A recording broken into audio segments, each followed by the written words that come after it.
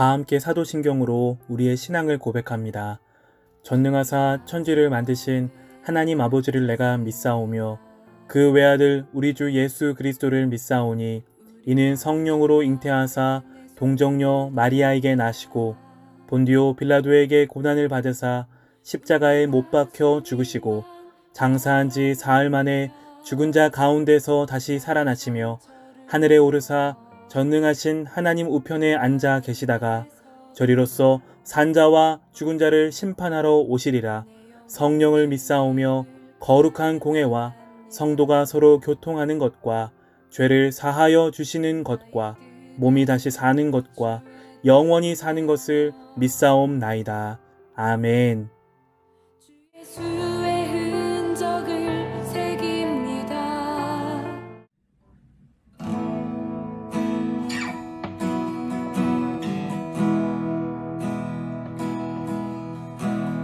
주인 삼은 모든 것 내려놓고 내 주 되신 주 앞에 나가 내가 사랑했던 모든 것 내려놓고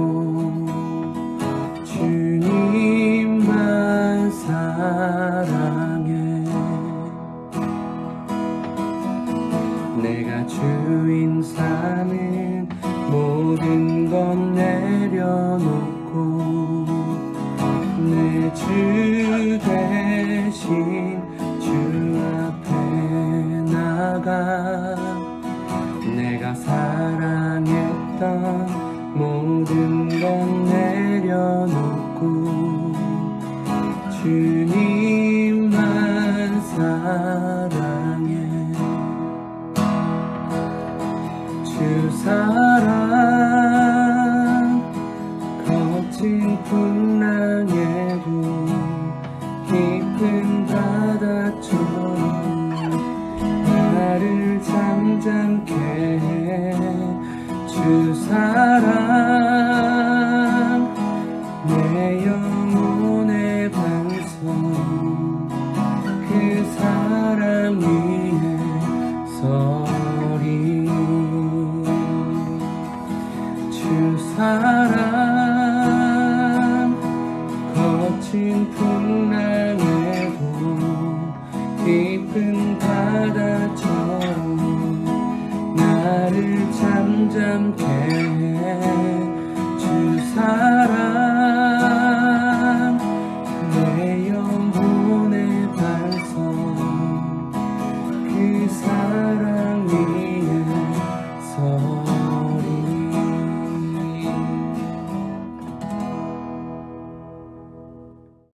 나의 대적이 많고 절망과 살아계신 하느님 감사합니다.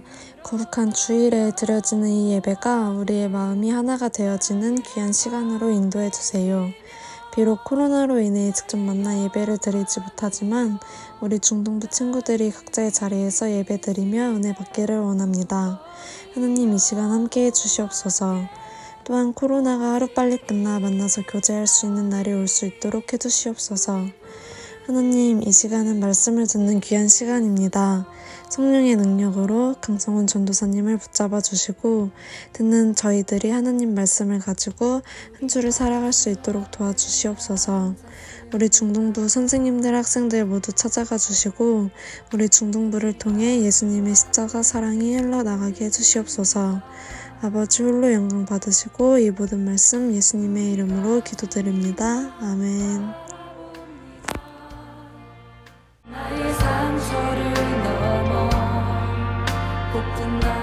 오늘 우리에게 주신 말씀은 요한복음 20장 21절 말씀입니다.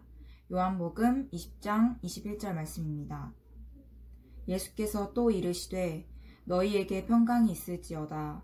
아버지께서 나를 보내신 것 같이 나도 너희를 보내노라. 아멘.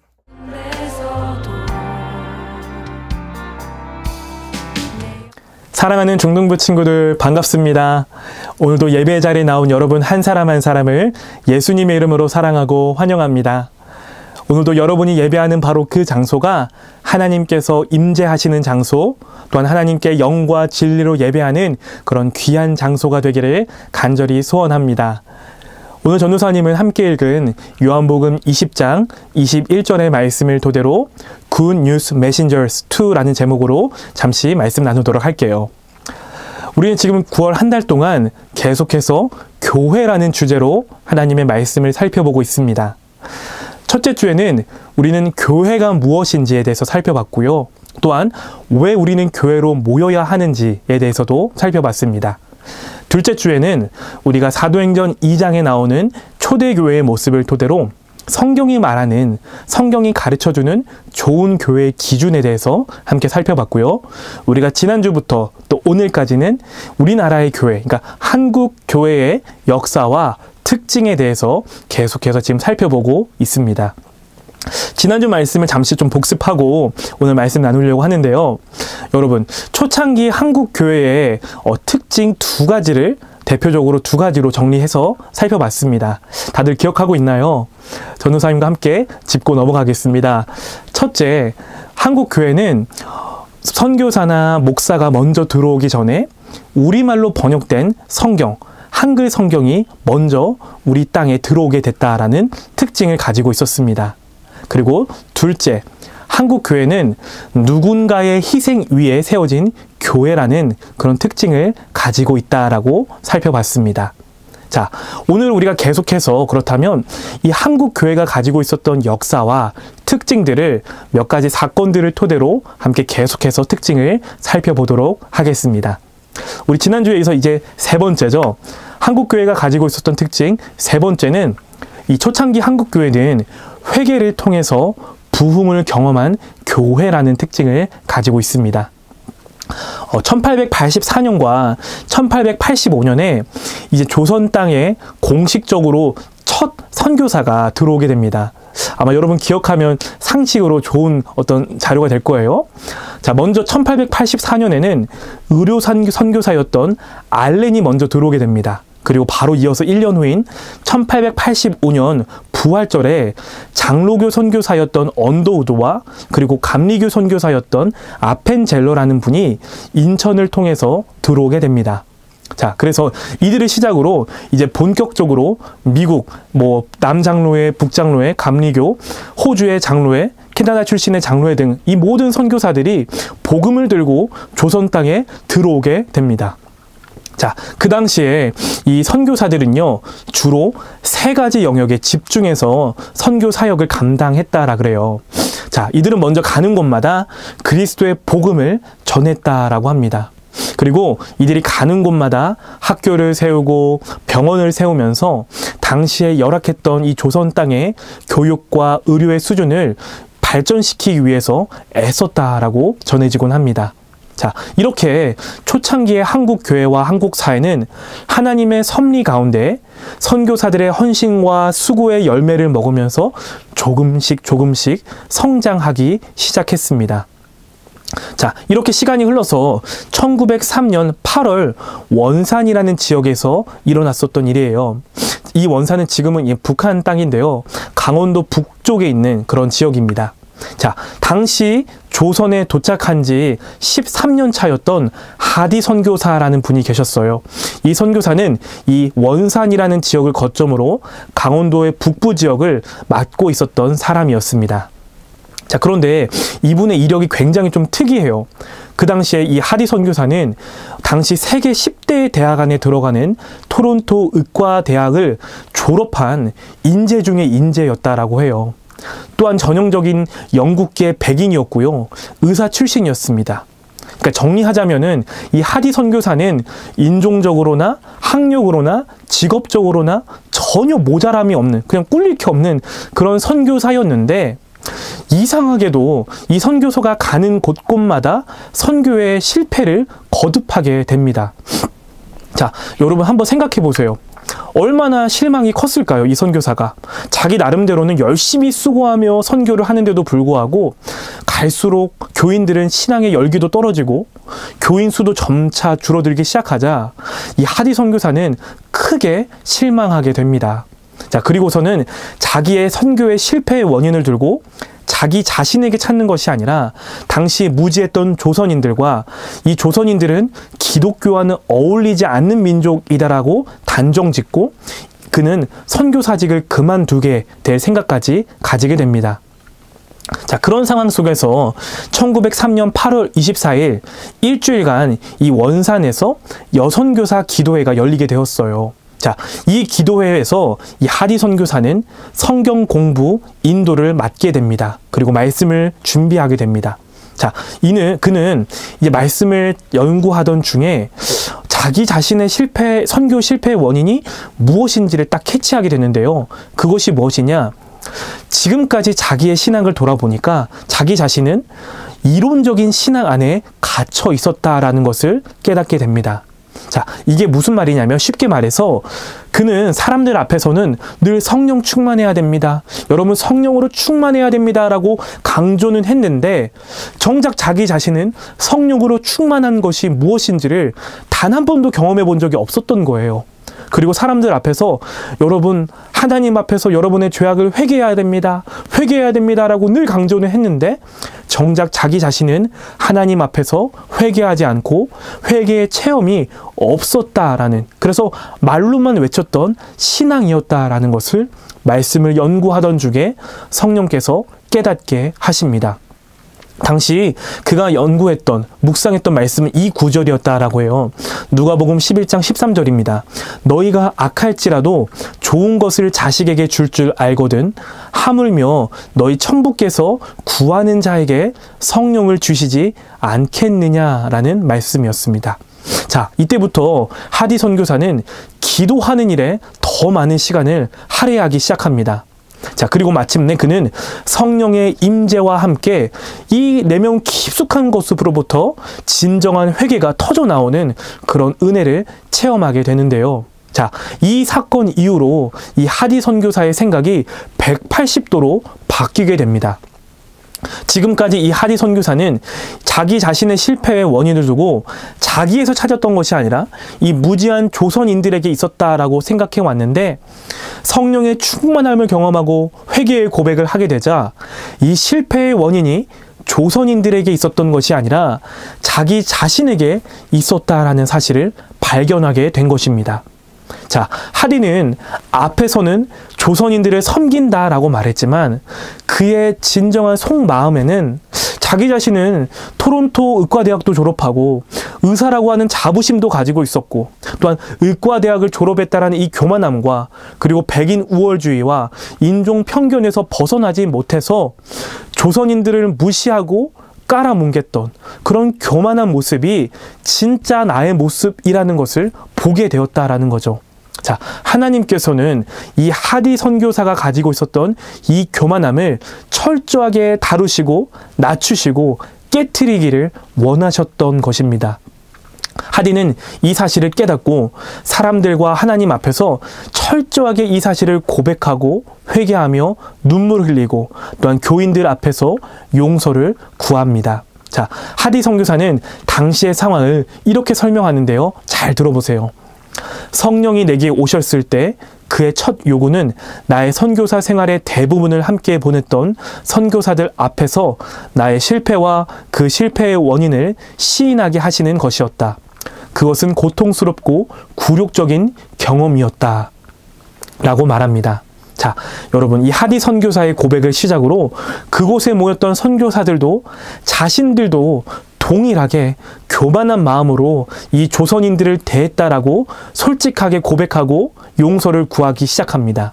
자, 이 선교사들의 고백을 들었던 당시 교인들은 처음에는 충격이었는데 이내 이 고백을 듣고 감동하게 됩니다. 그리고 이 교인들에게도 이 교만한 선교사들을 보고 내가 죽도록 미워했습니다라는 이 사실을 정직하게 고백하게 되고 또 회개를 하나님 앞에 구하게 됩니다. 자, 이 하디 선교사들을 시작으로 해서 성령께서는 당시 모든 선교사들과 교인들의 마음을 움직이시고 역사하셔서 이들 안에 자리 잡고 있었던 모든 교만함과 모든 미워하는 마음들을 철저하게 깨뜨리시고 겸손하게 만드셔서 하나 되게 만드셨다라는 것을 우리는 이 사건을 통해서 확인할 수 있습니다. 사랑하는 우리 친구들, 여기서 우리는 반드시 기억해야 될 부분이 있습니다.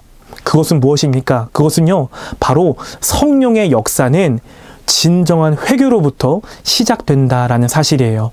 왜냐? 성령님은 거룩하신 영이시기 때문에 그렇다는 거예요. 다시 한 번 더, 성령님은요, 거룩하신 영이시기 때문에 그렇습니다.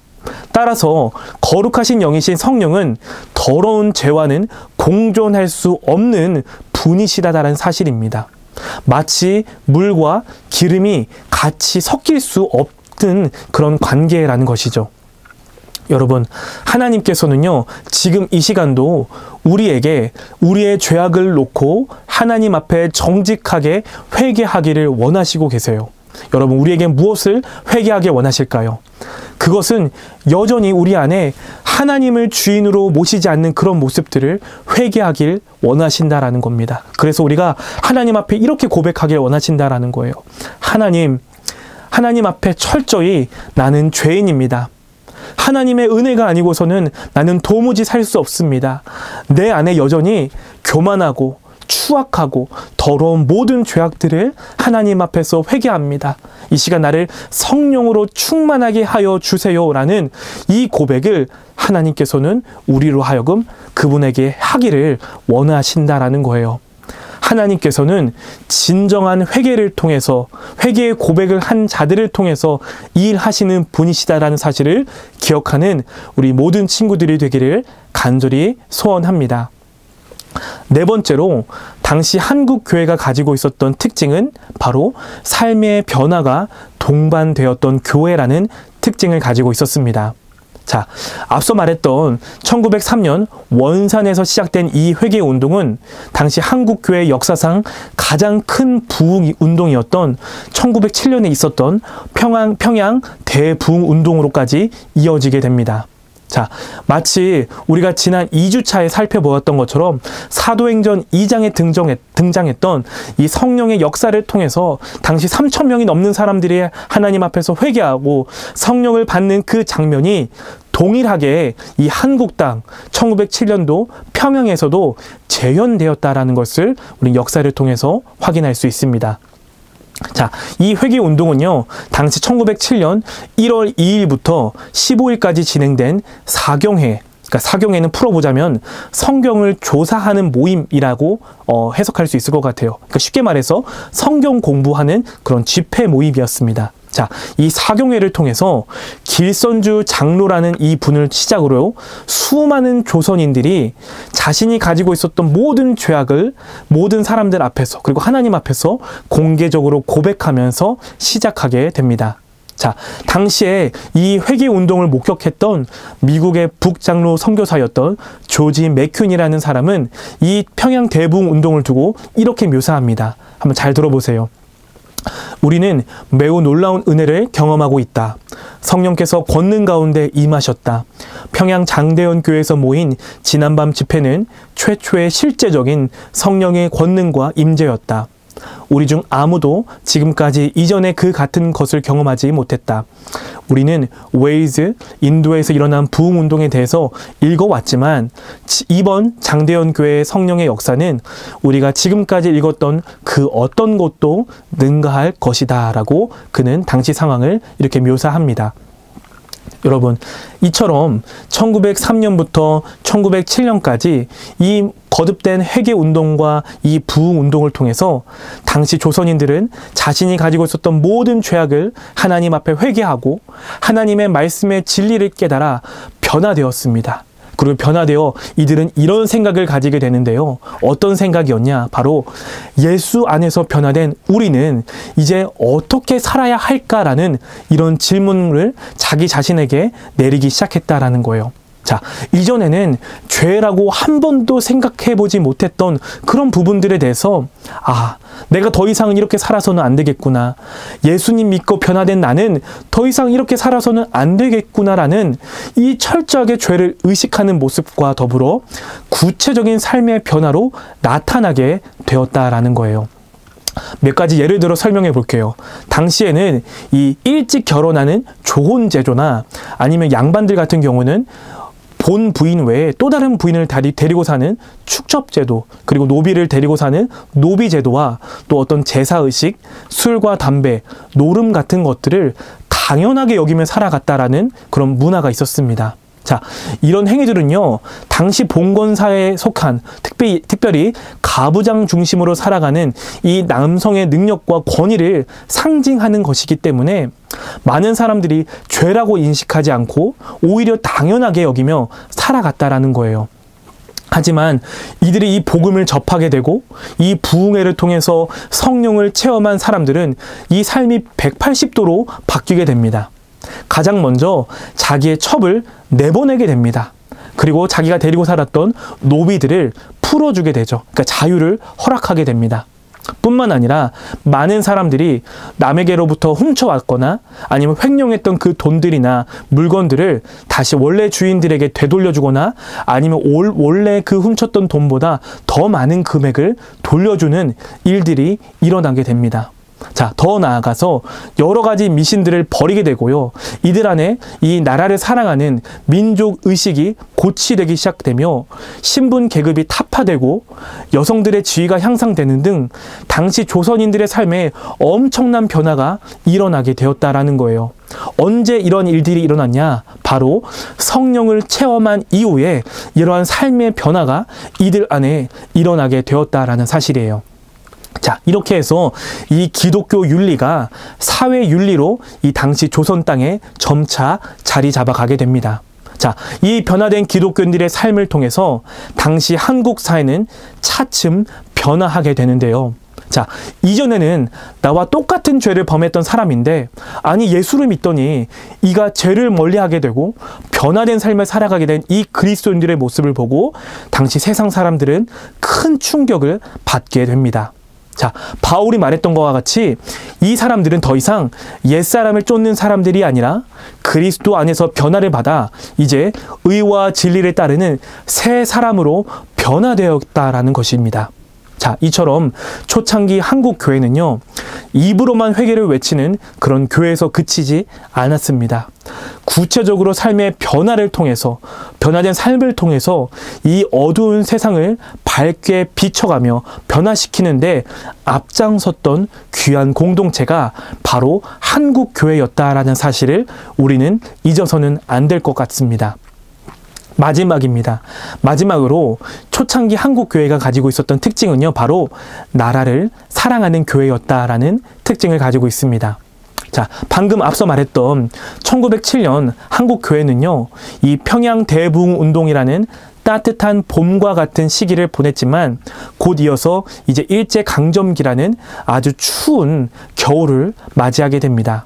자, 여러분도 알다시피 1910년도에 일본 제국은 이제 불법으로 대한제국과 한일합병조약이라는 것을 체결하게 됩니다. 그 내용은 다음과 같습니다. 잘 들어보세요. 한국 황제 폐하는 한국 정부에 관한 일체 통치권을 완전 또 영구히 일본 황제 폐하에게 양요한다라는 이런 불평등 조약을 맺게 됩니다. 자, 이 조약으로 인해서 이제 추운 겨울과도 같은 일제 식민 지배가 이 조선 땅에 시작되게 되고요. 한국 백성들은 나라를 잃은 슬픔 가운데 살아가게 됩니다. 하지만 한국 교회는요, 이러한 추운 겨울에도 불구하고 이 신앙의 뿌리, 믿음의 뿌리를 굳건히 내리고 깊게 내리며 든든히 지켜가기 시작하는데요. 자, 기독교 지도자들은 당시에 민족의 위기와 어려움을 외면하지 않았습니다.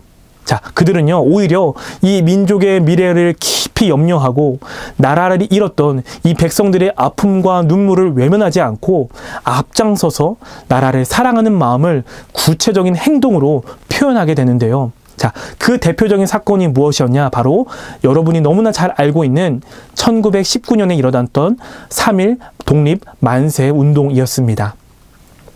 아마 우리 친구들은 3.1 운동하면 어떤 인물이 먼저 떠오르나요? 아마 이 인물이 아닐까라고 생각해봐요. 바로 유관순 열사입니다. 자, 그런데 여러분 이 사실을 알고 있었나요? 이 유관순 열사도요, 독실한 기독교인이었다라는 사실 여러분 알고 있었나요? 자, 이처럼 이 3.1 독립운동은 이 국내든 국외든 많은 기독교인들이 중심이 되어서 진행된 운동이었다라고 합니다. 자, 당시 기독교 인구는 전체 2천만 인구라는 이 대비 20만 명 정도, 그러니까 약 1%에서 1.5% 정도의 아주 소수에 불과했지만 누구보다도 나라를 사랑하는 마음으로 일제 탄압에 맞서서 자발적이고 적극적으로 이 참여한 이들이 바로 누구였냐? 바로 기독교인들이었습니다. 특히 당시에 독립선언서를 작성하고 낭독했던 민족 대표 33명 중에 무려 16명이 기독교인이었다는 사실은 이러한 모습을 잘 반영하는 모습이었다라고 생각해 봐요. 자, 여기서 끝이 아니에요. 이 비록 3.1 독립운동이 많은 사람들이 투옥되고 순교하는 등 일제의 모진 박해로 인해서 실패로 끝났지만 그 정신은 계속해서 이어져 내려오게 되는데요. 이 계속되는 일제의 경제적인 침략에 대항해서 우리 민족의 경제권을 지켜내기 위해 이 기독교 지도자들을 중심으로 물산 장려 운동을 펼치게 됩니다. 또한 1935년부터 시작된 일제의 신사참배의 요구 앞에서도 그들의 목숨을 걸고 신사참배 거부 운동을 펼친 우리의 믿음의 선배들이 계셨습니다. 여러분, 만약 이들이 없었다면요, 지금 오늘날의 한국 교회는 일제에 의해서 완전히 무너져 내리고 지금과 같은 온전한 교회의 모습을 유지할 수 없었을 것이다 라고 전도사님은 생각해 봐요. 해방 후에 한국 교회가 다시 오늘날과 같이 일어설 수 있었던 것은 생명을 걸고 일제에 맞서서 신앙을 지켰던 이 믿음의 선배들이 계셨기 때문이라는 것을 우리는 잊어서는 안 될 줄로 믿습니다. 여러분, 이제 말씀을 맺도록 할게요. 사랑하는 우리 친구들, 우리는 지난 2주에 걸쳐서 초창기 한국 교회의 역사와 특징에 대해서 함께 살펴봤습니다. 다시 한 번 더 5가지로 정리하겠는데요. 첫 번째, 초창기 한국교회는 우리말로 된 성경이 먼저 번역되어 있었다라는 특징을 가지고 있었습니다. 그리고 두 번째로, 누군가의 희생에 의해서 세워진 교회였습니다. 또한 세 번째로는 회개를 통해 부흥을 경험한 교회였고, 네 번째로는 진정한 삶의 변화를 경험한 교회였으며, 마지막으로 나라를 사랑했던 교회라는 특징을 가지고 있었습니다. 사랑하는 우리 친구들, 여러분, 우리가 이 한국교회의 역사를 배웠던 이유는요, 오늘날 우리가 다니는 이 교회의 모습은 그저 우연하게 세워진 교회가 아니라는 사실을 우리가 기억해야 되기 때문에 그렇습니다. 하나님의 계획과 섭리 아래 약 130여 년 전에 모든 것을 포기하고 이 복음을 위해서 조선 땅에 들어온 낯선 외국인 선교사들의 희생과 헌신, 그리고 그들의 기도 위에 세워진 교회가 바로 오늘날 한국 교회의 모습이다라는 사실을 우리는 기억해야 합니다. 여러분, 그것은요, 우리 덕소교회도 마찬가지입니다. 올해로 우리 덕소교회가 81년째를 맞이하게 되는데요. 81년 전에 하나님의 계획에 따라 이름 없는 어떤 성도님들의 헌신과 눈물의 기도를 통해서 세워진 교회가 바로 우리 덕소교회라는 사실을 우리는 잊어서는 안 될 겁니다. 따라서 여러분, 우리는요, 이 세상 사람들처럼 교회를 쉽게 생각하거나 아니면 가볍게 생각하거나 비난해서는 안 된다라는 말이에요. 더 나아가서 우리가 믿는 이 기독교 신앙을 두고 단지 그냥 우리가 이 땅에서, 이 세상에서 나의 성공과 유익, 나의 편의를 위한 도구 정도로 가볍게 생각해서도 안 된다라는 말입니다. 여러분, 우리가 이 땅의 한국 교회가 어떻게 세워졌는지를 이제 알았다면 이 땅의 교회가 겪는 이 아픔과 잘못을 접했을 때에 이것을 두고 똑같이 손가락질하거나 비난하는 것이 아니라 그것이 마치 나의 잘못인 것처럼, 나의 죄인 것처럼 여기고 회개하며 하나님의 은혜를 구하는 모습이 바로 우리의 모습이 되어야 한다라는 말이에요. 또한 요즘처럼 이 코로나19로 인해서 온 나라가 어려움을 겪고 있는 이 때에 마치 우리 믿음의 선배들이 보여줬던 그 모습과 같이 나라를 위해서, 그리고 어려움에 처해 있는 다른 이웃들을 위해서 우리가 기도하고 실제적으로 행동하는 그리스도인들이 되는 것이 바로 우리가 역사를 통해서 배워야 할 교훈인 줄로 믿습니다. 하나님께서는요, 이제 여러분과 전도사님을 그 다음 세대의 굿 뉴스 메신저들로 부르고 계십니다. 복음의 메신저들로 우리를 부르고 계신다라는 말이에요. 오늘 우리가 앞서서 읽었던 요한복음 20장 21절은 이렇게 말하고 계십니다. 예수께서 또 이르시되 너희에게 평강이 있을지어다. 아버지께서 나를 보내신 것 같이 나도 너희를 보내노라. 아멘. 여러분, 전도사님은 여러분에게 도전합니다.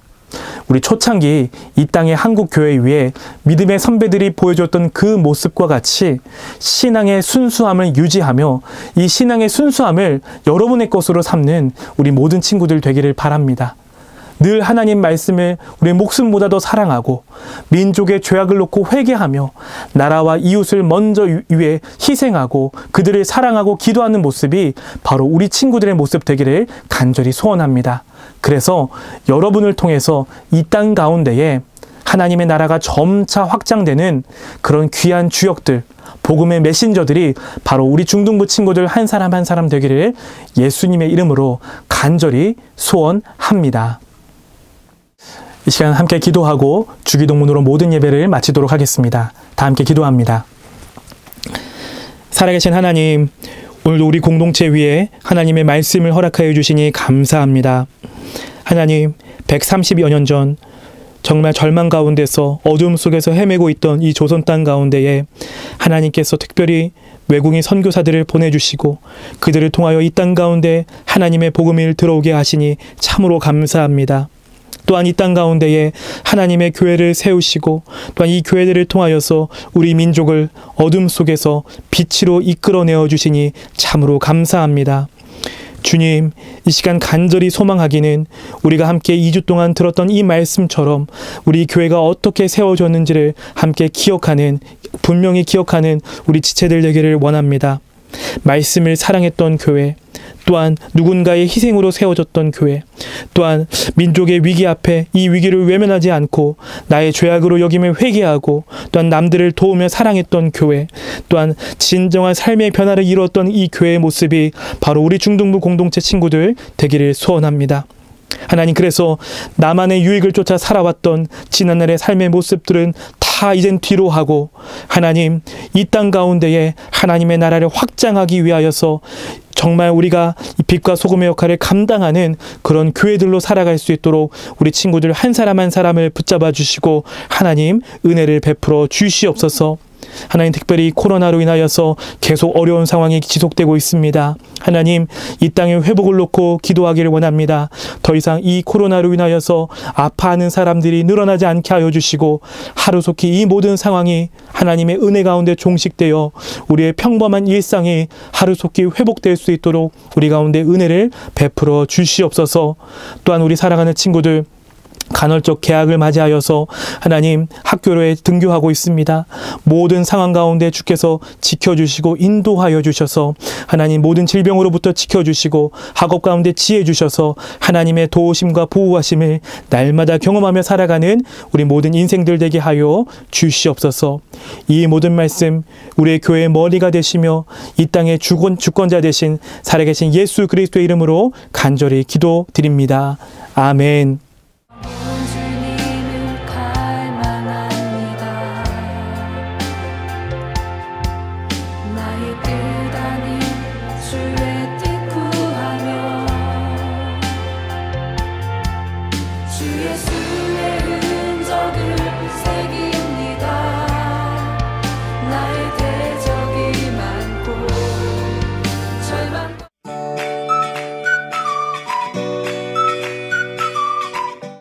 네, 광고 전하도록 하겠습니다. 첫 번째 광고는요, 이 코로나 상황이 계속 길어지고 있어서 우리 중등부의 모든 예배와 모든 모임은 계속해서 온라인으로 드리고 있다는 점 꼭 기억해 주길 바라겠습니다. 그리고 예배 마치고 예배 영상 바로 끄지 말고요, 그 유튜브 아래 하단에 있는 온라인 출석 확인 링크에 꼭 들어가서 여러분의 출석 확인을 남겨주길 부탁하겠습니다. 그리고 추후에 현장 예배가 재개되는 대로 여러분 담임 선생님들을 통해서 공지하도록 할게요. 두 번째 광고는요, 맛있는 큐티 생활, 큐티 나눔 공지 광고하도록 하겠습니다. 여러분 어떻게 큐티하는 일에 열심히 내고 있나요? 네, 벌써 이제 4주차에 돌입하게 될 텐데 매주 월요일 아침 7시에 전도사님이 큐티 가이드 영상을 지금 업로드하고 있습니다. 그래서 그 가이드 영상을 참고로 전도사님과 온라인으로 나누고요. 또 우리 선생님들과는 주중에 카톡을 통해서 큐티 나눔에 꼭 참여해 주기를 부탁하겠습니다. 세 번째 광고는 제49회 수도노예 주일학교 그림 그리기 및 글짓기 대회가 있습니다. 자세한 내용을 지금 아래 자막을 통해서 확인해 주길 부탁하겠고요. 많은 친구들이 벌써 지금 신청을 했습니다. 아직 기간이 좀 남아 있으니까요. 마음이 있는 친구들은 서둘러서 신청해 주기를 부탁할게요. 마지막으로 이 9월의 생일자 축하 광고 시간입니다. 네, 사실 우리가 매월 첫째 주에 생일자 축하를 가졌었는데 이번에는 우리가 첫째 주에 모이지 못해서 마지막 주로 좀 연기해서 이렇게 축하 시간을 가지고 있는데 9월에 생일 맞은 우리 모든 친구들과 선생님들 진심으로 축하합니다. 네. 아마 선물은요, 우리 총무 선생님께서 모바일로 다 보내줬을 거예요. 못 받은 친구들이 있다면은 전도사님이나 아니면 각 반 담임 선생님들께 꼭 공지 알려주기를 부탁하겠습니다. 네, 오늘 전달 사항은 여기까지입니다. 한 주간도 여러분 건강하게 또한 믿음 안에서 승리하며 지내다가 다음 주에 또 예배의 자리에서 만나도록 하겠습니다. 안녕.